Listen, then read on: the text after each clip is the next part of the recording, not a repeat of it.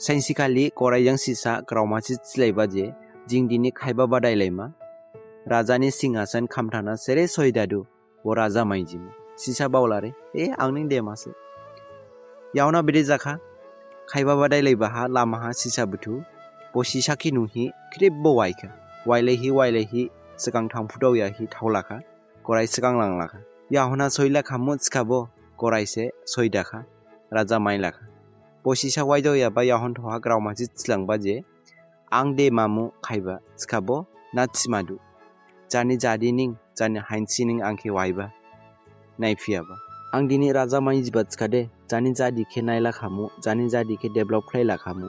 लुगुराव जानि जादि हाइन सि लुगु सिखांथावै थांबा नुखादे बनिया गारिम हे दासिक थाव बखे बेदे सिखांथावै लांफुनां बखे जुरुलाय खासावलाय अदे सेरे सिखांथावै थांफुदु बबो यावसिरिम हे लांफामानि सेस्ता खालाय